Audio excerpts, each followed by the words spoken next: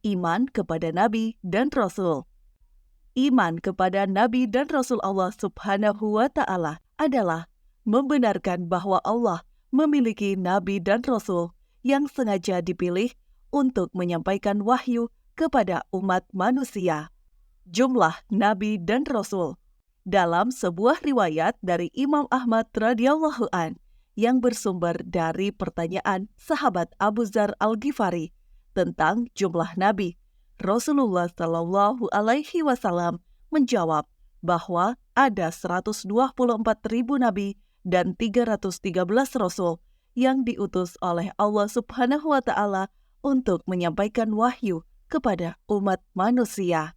25 di antaranya disebutkan di dalam Al-Quran, yaitu Nabi Adam alaihi salam, Nabi Idris alaihi salam, Nabi Nuh alaihi salam, Nabi Hud alaihi salam, Nabi Saleh alaihi salam, Nabi Ibrahim alaihi salam, Nabi Lut alaihi salam, Nabi Ismail alaihi salam, Nabi Ishak alaihi salam, Nabi Yakub alaihi salam, Nabi Yusuf alaihi salam, Nabi Ayub alaihi salam, Nabi Su'aib alaihi salam, Nabi Musa alaihi salam, Nabi Harun alaihi salam, Nabi Zulkifli alaihi salam, Nabi Daud alaihi salam, Nabi Sulaiman alaihi salam, Nabi Ilyas alaihi salam, Nabi Ilyasa alaihi salam, Nabi Yunus alaihi salam, Nabi Zakaria alaihi salam,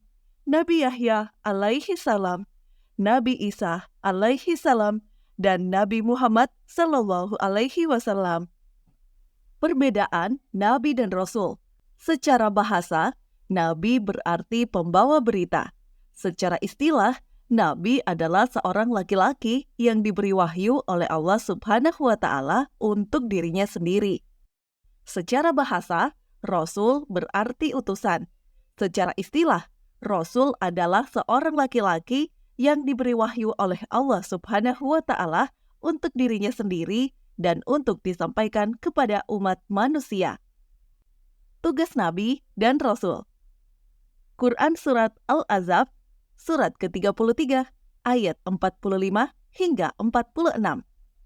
Artinya, wahai Nabi, sesungguhnya kami mengutusmu untuk menjadi saksi, pembawa kabar gembira dan pemberi peringatan, dan untuk menjadi penyeru kepada agama Allah dengan izinnya, dan sebagai cahaya yang menerangi. Berdasarkan Quran Surah Al-Ahzab 33, ayat 45 hingga 46, ada 4 tugas yang diemban oleh seorang Nabi dan Rasul. Pertama, sebagai saksi bagi umatnya. Di hari akhir kelak, setiap Nabi dan Rasul akan menjadi saksi bagi umatnya. Pada waktu itu dapat diketahui siapa yang benar-benar mengikuti Nabi dan Rasul, serta siapa yang hanya mengaku mengikuti Nabi dan Rasul, tapi amal perbuatannya menyelisihi mereka. Kedua, sebagai pembawa kabar gembira. Kabar gembira ini diberikan oleh Nabi dan Rasul kepada orang-orang yang membenarkan risalah dan mengamalkan petunjuk-petunjuk yang disampaikan, berupa informasi bahwa mereka akan dimasukkan ke dalam surga. Ketiga, sebagai pemberi peringatan. Peringatan diberikan kepada mereka yang mengingkari risalah dan petunjuk-petunjuk yang disampaikan. Bagi orang-orang yang ingkar itu diberikan peringatan bahwa mereka akan mendapatkan azab berupa siksa api neraka. Dan yang keempat, sebagai juru dakwah. Para nabi dan rasul bertugas mengajak umat manusia agar mengakui keesaan Allah Subhanahu wa Ta'ala dan membimbing mereka agar beribadah dengan tulus ikhlas. Mukjizat bagi nabi dan rasul. Mukjizat adalah peristiwa luar biasa yang terjadi pada diri seorang nabi atau rasul sebagai bukti kenabian atau kerasulannya yang bertujuan untuk melemahkan orang yang tidak percaya atau ingkar terhadap para nabi dan rasul Allah. Mukjizat dibagi menjadi 2 macam. Pertama, mukjizat yang bersifat material, indrawi, dan lokal. Contoh mukjizat yang diberikan kepada para nabi dan rasul terdahulu, seperti perahu Nabi Nuh, Nabi Ibrahim tidak terbakar api, tongkat Nabi Musa berubah menjadi ular, penyembuhan yang dilakukan oleh Nabi Isa, dan lain sebagainya. Mukjizat-mukjizat tersebut dapat disaksikan dan dijangkau langsung lewat indera oleh masyarakat tempat para nabi dan rasul itu menyampaikan risalahnya. Yang kedua, mukjizat yang bersifat non-materi, logis, dan dapat dibuktikan sepanjang masa. Mukjizat ini hanya dimiliki oleh Nabi Muhammad SAW, yaitu Al-Quran. Mukjizat Al-Quran dapat dijangkau oleh setiap orang yang menggunakan akalnya mulai semenjak diturunkannya Al-Quran sampai akhir zaman. Bagi siapapun yang mempelajari dan memahami Al-Quran dengan benar, ia akan mendapatkan bukti kebenaran kenabian dan kerasulan Nabi Muhammad SAW. Sifat-sifat Nabi dan Rasul. Sifat wajib, yaitu sifat yang pasti dimiliki oleh Nabi dan Rasul. Sifat wajib bagi Nabi dan Rasul. Pertama, sindik, berarti benar. 2. Amanah, berarti dapat dipercaya. 3. Tabligh, berarti menyampaikan.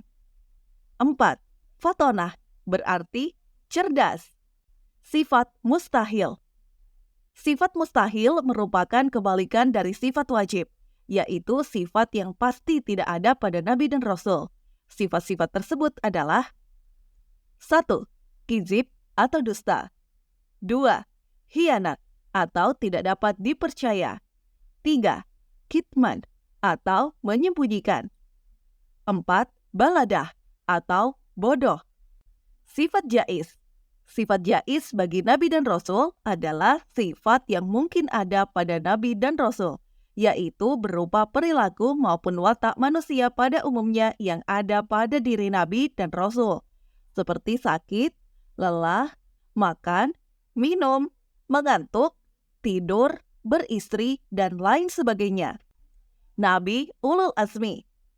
Ulul Azmi berarti rasul-rasul yang memiliki keteguhan hati dalam menghadapi setiap kesulitan dalam menyampaikan tuntunan Allah kepada umatnya. Mereka memiliki kesabaran, ketabahan, dan keteguhan sikap dalam berusaha mencapai tujuan yang telah ditetapkan. Gelar Ulul Azmi diberikan kepada 5 orang rasul, yaitu Nabi Nuh alaihi salam, Nabi Ibrahim alaihi salam, Nabi Musa alaihi salam, Nabi Isa alaihi salam, dan Nabi Muhammad sallallahu alaihi wasallam. Peran iman kepada Nabi dan Rasul bagi generasi digital. Generasi digital juga perlu meneladani sifat-sifat Rasul beserta keteguhan para Nabi Ulul Azmi dalam beraktivitas di era digital. Dengan meneladani para Nabi dan Rasul, generasi digital bisa mengembangkan aktivitas dalam dunia digital secara aman dan bertanggung jawab. Nilai-nilai keteladanan itu dapat membimbing generasi digital dalam mengakses manfaat internet, sekaligus menghindarkan diri dari dampak negatifnya. Generasi digital juga bisa saling mengedukasi di antara mereka agar dapat berinternet secara aman dan bertanggung jawab.